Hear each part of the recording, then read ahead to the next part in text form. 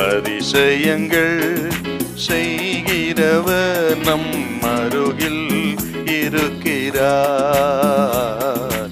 அற்புதங்கள் செய்கிறவர் என்றும் நமக்குள் வசிக்கிறார்.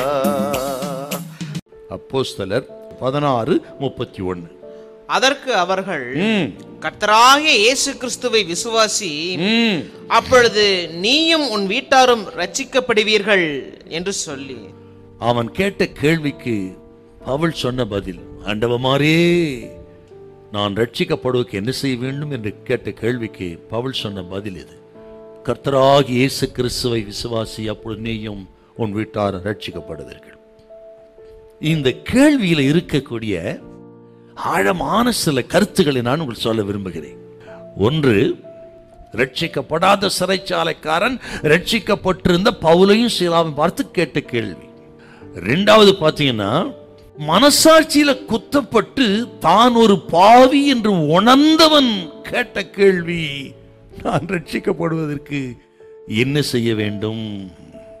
அப்புறம் மூன்றாவது, ரட்சிக்கப்படுவதற்கு ஒரு வாய்ப்பு இருக்கிறது என்று நம்பினவன் கேட்ட கேள்வி. அப்படி ஒரு நம்பிக்கை வந்ததனால அந்த கேள்வி கேட்டாவே.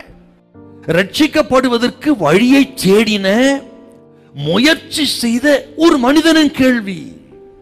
பலவீனமாயிருக்கிற மனுஷன் பலசாலியாய் மாறுவதற்காக கேட்ட கேள்வி. இருளிலே இருக்கிற மனிதன் வெளிச்சத்தை தேடி வருவதற்கு விரும்பி கேட்ட கேள்வி, ஆண்டவரே நான் ரட்சிக்கப்படுவதற்கு என்ன செய்ய வேண்டும்.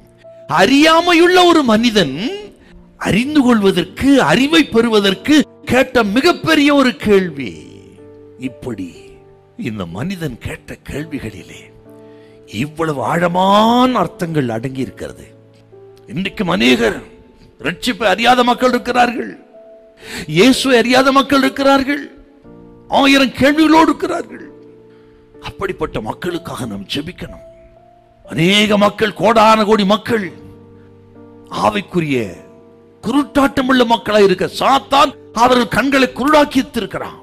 ஆகவே தான் இன்றைக்கு படிப்பாளிகளாகட்டும், தத்துவ மேதைகளாகட்டும், பெரிய ஞானிகளாகட்டும் ரட்சிப்பை அறியாமல் இருக்கிறார்கள். பாவத்துக்கு பரிகாரம் என்ன, பரலோக ராஜ்யத்துக்கு வழி என்ன என்று அறியாமல் இருக்கிறார்கள். மோட்சம் இல்லை என்றே சொல்லுகிறார்கள், நரகம் இல்லை என்றே சொல்லுகிறார்கள், தெய்வம் இல்லை என்றே சொல்லுகிறார்கள். என்றால் அவருடைய மனக்கண்களை சாத்தான் குருடாக்கி வைத்திருக்கிறான். இப்போ நம்ம இந்த மனக்கண்கள் திறக்கப்படுவதற்கு நம்ம எப்படி ஜெபிக்கணும்? நம்ம தேசத்துல அநேக மக்கள் தங்களை மாற்றிக்கொள்ள ஆயத்தமா இருக்கிறார்கள். அந்த ரட்சிப்பின் வழியை நம்ம இன்னும் கொண்டு போகல. இயேசு தான் என்று சொல்லல, சொல்லுவதற்கு திருச்சபையில் ஆயத்தமாகணும், கிறிஸ்துவில் ஆயத்தமாகணும். அப்படி புறப்பட்டு விட்டார் அவர்கள் மனக்கண்களை திறந்து ரட்சிப்பார். தேசம் இயேசு குறிதாய் மாறும். ஹல்லேலூயா, ஹல்லேலூயா.